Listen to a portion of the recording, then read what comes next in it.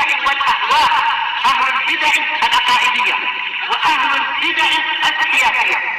نقول بيننا وبينكم السلف، بيننا وبينكم الكتب، كان فيقول البدع بيننا وبينكم. Bismillahirrahmanirrahim. Alhamdulillah wassalatu wassalamu ala Rasulillah wa ala alihi wa sahbihi wa man walah, ma ba'd.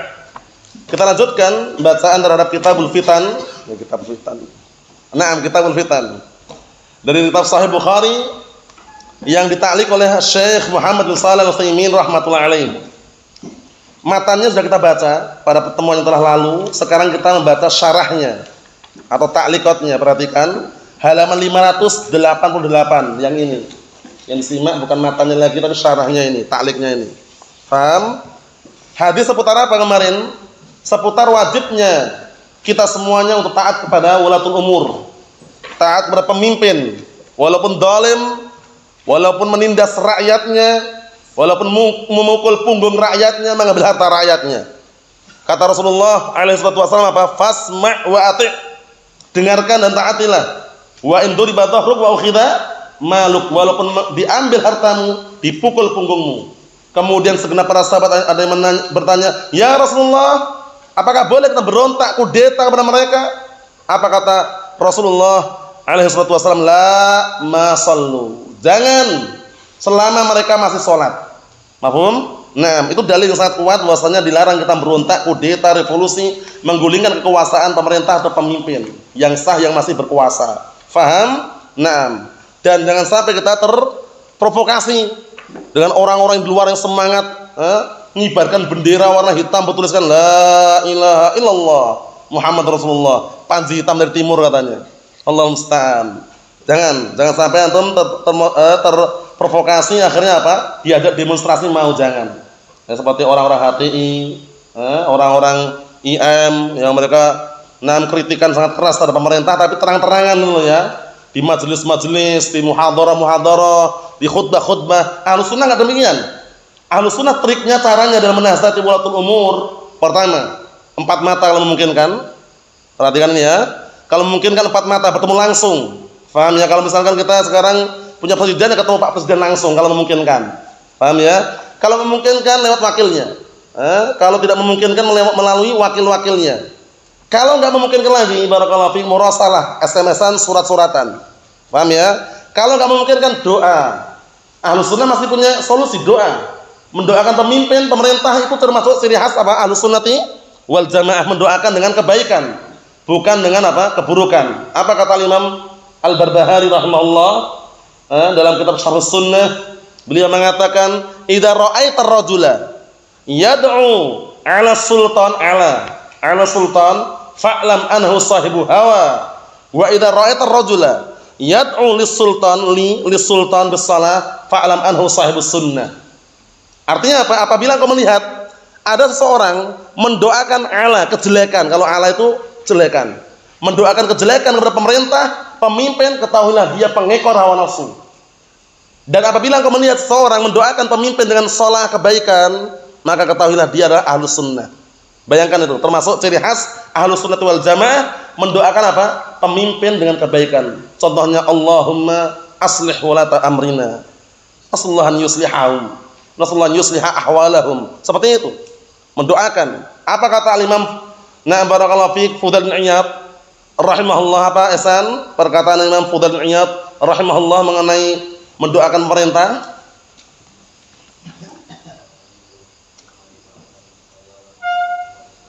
Na'am ahsanta barakallahu fiik. Lau alimtu annani da'watan mustajabah la saraftuha lisultan. Dihafalkan itu. Lau alimtu annani da'watan mustajabah la saraftuha lisultan. Kalau seandainya aku itu tahu, aku punya doa yang dikabulkan, niscaya doaku akan aku pakai untuk mendoakan pemimpin. Karena baiknya pemimpin itu akan apa imbasnya? Baik pula rakyatnya. Paham ya? Tapi jangan pernah berharap rakyat bagus kalau pemimpinnya jelek. Paham ya? Nah, digembor-gemborkan haram, dilarang apa? Dilarang korupsi. Ternyata atas-atasan korupsi semuanya. Mulai dari pejabat yang paling tinggi, bawahnya. Nah, mulai dari bupati, camat, kadus, kades, RT, RW misalkan. Paham ya? Rakyat sipilnya bawahan bagaimana? Itu enggak jauh beda biasanya. Paham ya? Jadi kadang-kala kita perlu perhatikan baiknya pemimpin itu imbasnya kepada rakyatnya juga. Kalau pemimpin baik, rakyat juga akan baik. Paham ya? Seperti itu. Naam. Ikhwani fid din azza wa jalla barakallahu fikum. Itulah yang akan kita bahas. Nah, sekarang kita menjelaskan hadis yang kita baca kemarin. Hadisnya siapa? Hadisnya Na'am barakallahu fik Ubadah bin Samit. Itu kisahnya Junadah bin Abi Umayyah ketika masuk menjenguk Ubadah bin Samit. Kita lihat halaman 588. Catatan kaki nomor 1 itu qauluhu wa huwa maridun, disimak. Wa huwa maridun, disimak kitabnya. Nah, barakallahu fik. Qauluhu wa huwa maridun, ucapan beliau dalam keadaan Ubadah bin Samit sakit waktu itu ketika dijenguk oleh siapa tadi? Junadah bin Abi Umayyah. Hadhil jumlah laha faidatan. Kalimat ini mengandung dua faedah. Al-ula, pertama, dhabtur rawi lil hadits. Masyaallah, kekuatan hafalan seorang perawi terhadap hadis tersebut. Kenapa kalau dikatakan kuat? Sampai menukilkan dalam kondisi dia sakit aja dia tahu. Masih ingat, wa huwa maridun, dalam keadaan dia sakit waktu itu. Berarti kan hafalannya kuat. Paham? Karena biasanya orang menukilkan hadis taruhlah secara makna dan keadaan posisi gurunya ketika menyampaikan hadis sakit atau tidak kadang enggak tahu. Tapi ini tahu, lihat ini. Wa huwa maridun. Nah, ucapan wa huwa maridun pertama faedahnya dhabtur rawi lil hadis. Kuatnya hafalan perawi terhadap hadis tersebut. Wa annahu dzakara hatta hala muhadditsih, lihat ini. Dikarenakan perawi tersebut disimak, dikarenakan perawi tersebut menyebutkan sampai-sampai keadaan muhadditsnya, keadaan gurunya ketika menyampaikan. Jadi keadaan Ubadah bin Samit ketika menyampaikan dalam kondisi beliau sakit, itu perawinya masih ingat. Siapa tadi? Junadah bin Abi Umayyah. Masih ingat ketika beliau mengambil hadis dari Ubadah bin Samit dalam kondisi waktu itu Ubadah bin Samit apa? Sakit. Nah, perhatikan barakallahu fiik. Asal yang kedua, annal maridha lan yuhaddisa illa ma 'alima ilmal yaqin. Bahwasanya orang yang sakit itu tidaklah menyampaikan suatu hadis kecuali apa-apa yang dia ketahui dengan pengetahuan yang yakin. Paham ya? Ya anna Rasulullah sallallahu alaihi wasallam, bahwasanya Rasulullah SAW benar-benar mengucapkannya. Karena orang sakit itu kalau dia mau nipu, mau bohong, takut gitu loh. Takut ternyata ketika dia bohong meninggal gitu loh. Sehingga ketika orang sakit itu menyampaikan suatu hadis, dia menyampaikan dengan ilmu yang yakin itu benar gitu loh. Kenapa? Karena kalau dia meninggal, dia jujur. Paham? Beda kalau dia bohong, dusta ketika menyampaikan hadis dalam kondisi sakit, meninggal dalam kondisi dusta. Meninggal dalam kondisi dusta. Lihat ini. Li'anal maridha dunya inda li'anal maridha ad-dunya indahu rakhisah. Masyaallah. Dikarenakan orang sakit itu, barakallahu fik, dunia menurut dia itu murah. Karena apa? Karena orang sakit itu ingatnya akhirat gitu loh. Akhirat, kekal abadi. Jadi dia menurut dia ketika dia sakit, dunia itu semurah sudah. Paham ya? Naam. Wal akhirah indahu aghla minad dunya, dan akhirat menurut dia lebih mahal daripada dunia. Fatajiduhu la yatakallam illa bima ya'lam annahu haqqun. Maka engkau akan menjumpai orang sakit itu tidaklah dia berbicara kecuali apa yang dia ketahui bahwasanya itu adalah benar. Paham ya? Itu bedanya. Karena orang sakit ingatnya akhirat, ingat kematian. Jangan sampai dia mati dalam kondisi dusta gitu loh. Paham? Sehingga kalau dia mau bicara, mau menyampaikan hadis, dia benar-benar menyampaikan hadis yang benar gitu loh, yang hak. Paham soalnya ya? Nah, kita lihat lagi. Wa qalu hadits bi haditsin yanfa'uka Allah bihi sami'tahu minan Nabi SAW. Di situ Junadah bin Abi Umayyah minta kepada Ubadah bin Samit mengatakan apa? Barakallahu fi, setelah mendoakan aslahakallah, semoga Allah Ta'ala memperbaiki keadaanmu. Kemudian Junadah bin Abi Umayyah meminta hadis, sampaikan hadis kepadaku bihaditsin, dengan suatu hadis yang fa'akallahu bihi, semoga Allah Ta'ala berikan manfaat kepadamu dengan hadis tersebut. Sami'tahu minan Nabi sallallahu alaihi wasallam, yang kau mendengarnya dari Rasulullah SAW. Yakni, lihat nih, yakni laisa bainaka wa bainahu wasithah. Maksudnya yang kamu dengar langsung, antara kamu dan antara Rasulullah enggak ada perantara lagi. Itu yang diminta oleh siapa? Junadah bin Abi Umayyah minta kepada Ubadah bin Samit, sampaikan kepadaku hadis yang kamu dengar langsung dari Rasulullah SAW. Mafhum? Itu permintaannya. Wa qauluhu, kemudian berikutnya ternyata di antara nah barakallahu fiik yang disampaikan oleh Rasulullah SAW seputar baiat, sumpah setia. Sumpah setia. Kita lihat sini, wa qalu fabaya'nahu al-mubaya'ah. Sumpah setia itu terjemahan bebasnya ya. Hiya ahdu, perjanjian, sumpah setia. Janji untuk setia gitu loh. Paham? Nah, hiya al-ahdu, disimak itu, enggak tahu artinya diartikan.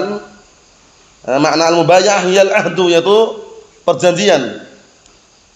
Wa sumiyat mubaya'atan, dinamakan mubaya'atan kenapa? Li'anna kullan min muta'ahidain, dikarenakan masing-masing dua orang yang saling berjanji, saling sumpah setia, yamuddu ba'ahu, dia menjulurkan bentangkan ba'nya. Ba' ini. Paham ya? Ini namanya apa? Shibr. Ini namanya shibr. Nah, dari sini ke sini namanya apa? Dira'. Dari ujung ke sini namanya ba'. Satu depa. Sehasta demi sehasta. Kemudian apa? Sejengkal demi sejengkal, sehasta demi sehasta, sedepa namanya. Ya enggak? Orang baiat sama mana ini? Membentangkan apa? Tangannya. Yamuddu ba'ahu ilal akhar, dia membentangkan lengannya barakallahu fi kepada yang lainnya, salaman. Liyumsik biyadih, untuk memegang tangannya. Paham? Nah, ini baiat enggak ada gini baiat tangannya. Janji gitu loh. Janji enggak ada tangannya gini. Makanya dinamakan mubaya'ah karena tadi tangannya dijulurkan. Paham? Yamuddu ba'ahu, yaitu dia menjulurkan, membentangkan ba'nya. Sedepa. Lengannya. Paham ya? Dari lengan bawah lengan atas. Paham? Kita lihat di sini barakallahu fikum. Wa qalu faqala fi ma akhadha 'alaina, kemudian ucapan beliau Ubadah bin Samit menceritakan termasuk yang disampaikan oleh Rasulullah kepada kami, yaitu sumpah setia tadi itu isinya an bay'na, agar kita atau agar kami berbaiat sumpah setia ala sam'i wa ta'ah, untuk senantiasa mendengar dan mentaati siapa? Pemimpin. Karena dunia ini barakallahu fiik, suatu negara kalau ada pemimpinnya rusak atau tidak? Rusak atau enggak? Rusak. Akan terjadi kerusakan di mana-mana. Paham ya? Nah, barakallahu fiik, akan terjadi penjarahan, perampokan, pembegalan, pencurian di mana-mana kalau enggak ada pemimpin sama sekali. Makanya Syekhul Islam Ibnu Taimiyah rahimahullah dinukilkan kalam beliau dalam Majmu' Fatawa. Nah, apa kata beliau mengenai seputar pemimpin? Nah, barakallahu fiik, ingat antum? Ayo sebutkan. Apa?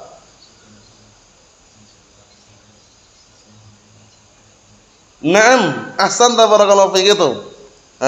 Sittuna sanah. Dihafalkan ini.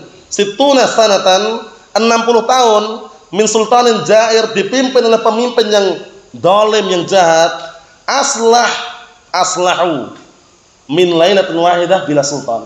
Lebih baik keadaannya daripada apa? Semalam tanpa pemimpin. Sahih.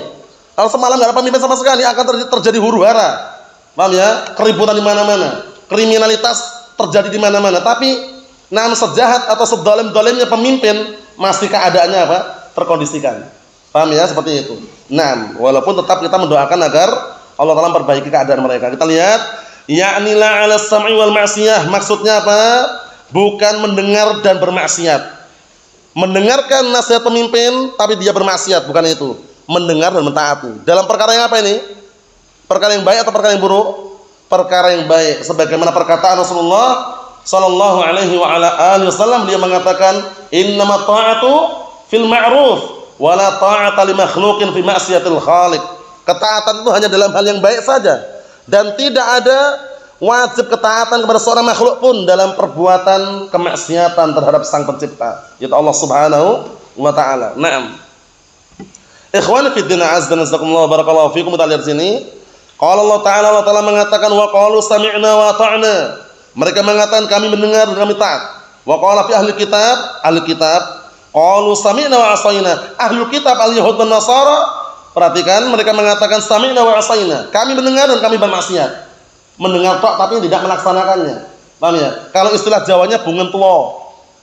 Mlebu kuping tengen, metu kuping kiwa. Masuk telinga kanan, keluar telinga kiri. Dengar dia, tapi dia apa? bermaksiat, enggak melaksanakan perintahnya. Jangan sampai seperti itu, barakallahu fiik. Sudah didengarkan, dihafalkan hadisnya, haram minta-minta, dia open donasi.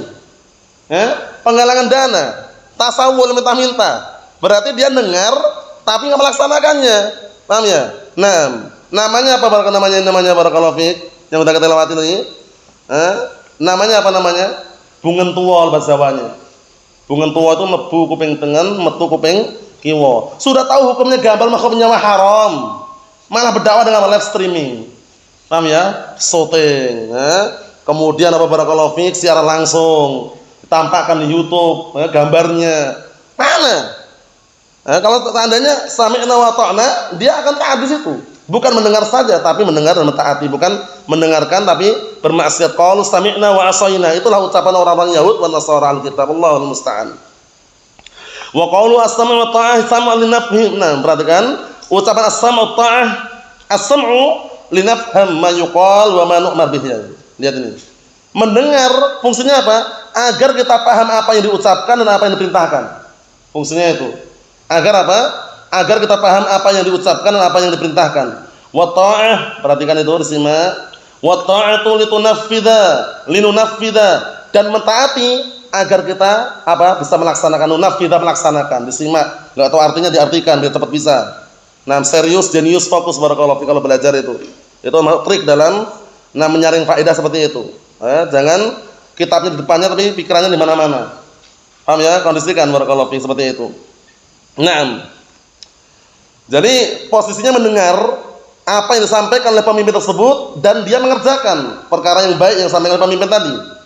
Jadi mendengar itu untuk memahami apa yang disampaikan dan memahami apa yang disampaikan dan juga yang diperintahkan.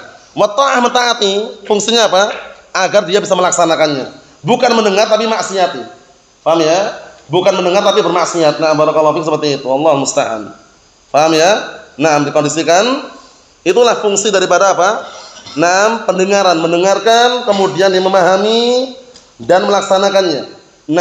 Jangan menjadi jarkoni. Jangan menjadi apa? Jarkoni. Ngajar orang ngelakoni. Paham ya? Itu namanya jarkoni. Asmuni asal muni. Kita lihat sini. Barakallahu fiik. Wa qauluhu fi mansyatina wa makrahina. Lihat ini. Mendengar dan mentaati pada apa? Mansyatina. Yaitu pada perkara-perkara yang kita senang. Mansyat itu perkara-perkara yang kita senang. Wa makrahina, dan perkara-perkara pada perkara yang kita tidak senang. Mansyat senang, makrah yang benci, yang kita benci atau yang kita tidak suka. Ngartikannya gitu. Jadi kita wajib mentaatinya pada perkara-perkara yang kita senang ataupun perkara-perkara yang apa? Yang kita sendiri tidak suka gitu loh. Ya enggak? Kadang-kala pemimpin itu kan kalau menzalimi rakyatnya, dana yang sampai ke rakyat itu seharusnya banyak, tapi dipotong kadang-kala. Dipotong, dikorupsi, kan rakyat nggak senang.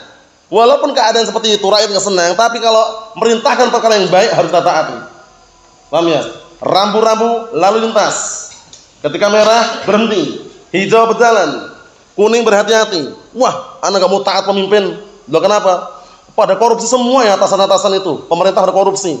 Lampu merah tabrak dia, lampu jualan langsung jalan itu. Ya tabrakan. Alasannya apa? Benci dengan pemimpin.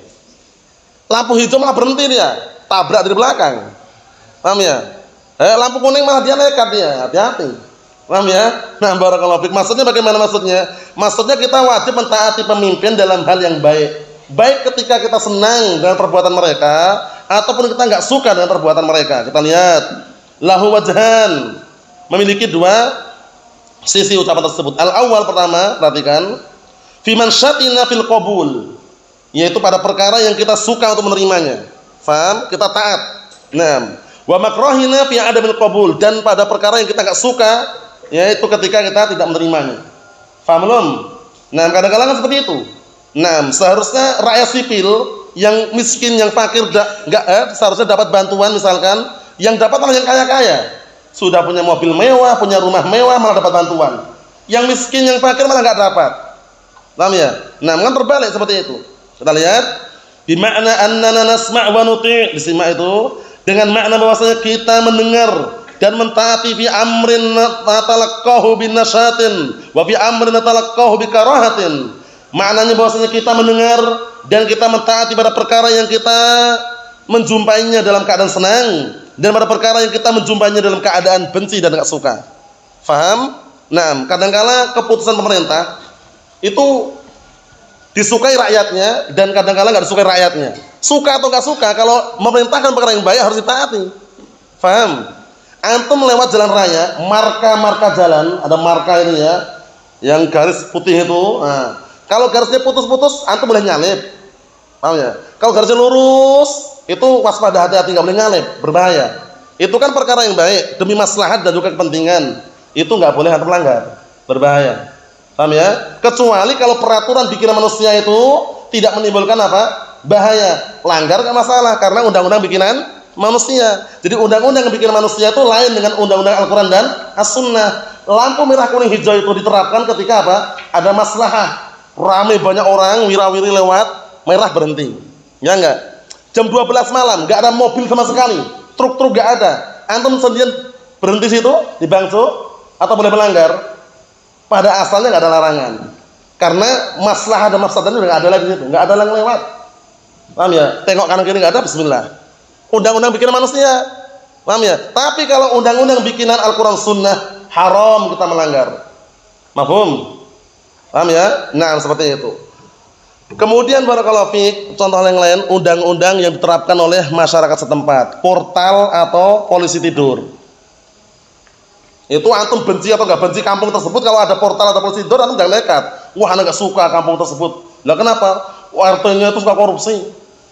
Nah, gara-gara pemerintah setempat kayak gitu, kemudian antum benci, kemudian melanggar peraturan yang sifatnya ada masalahnya, bahaya.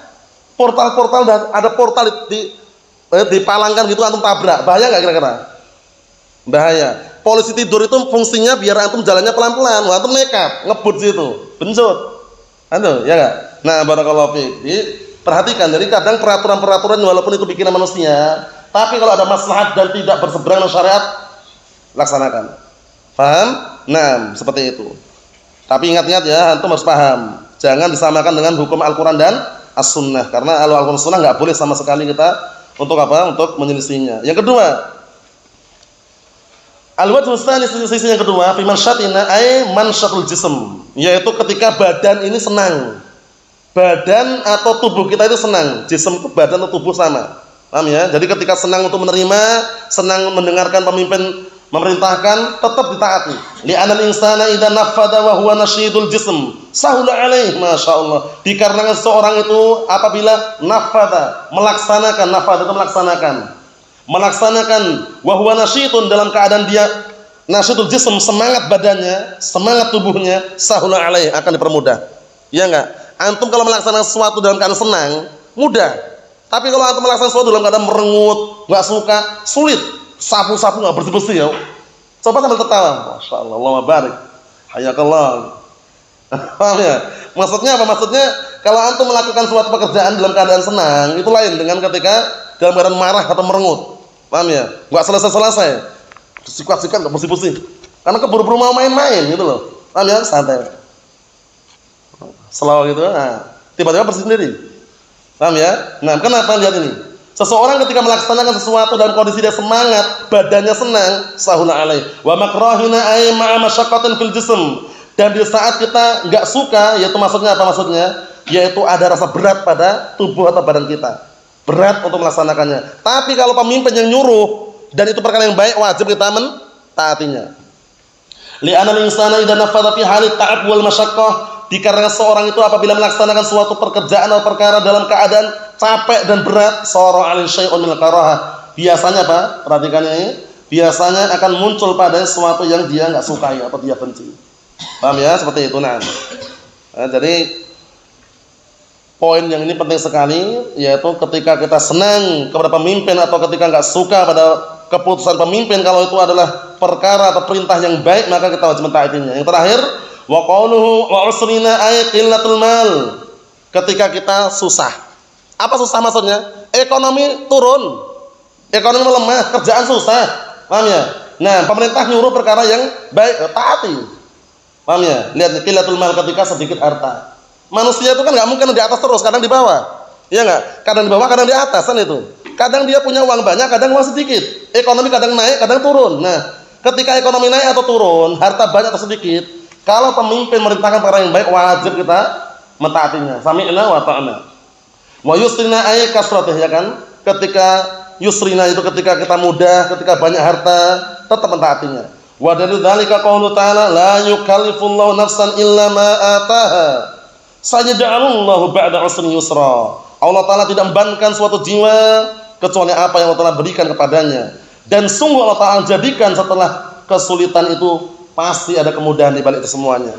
Paham ya? Cuma sabar, barakallahu fiik. Di balik kesusahan pasti ada kemudahan, cuma sabar dalam menunggu dan menantinya. Wallahu a'lam bishawab. Nasallahu as-salamata wal afiyah. Alhamdulillah.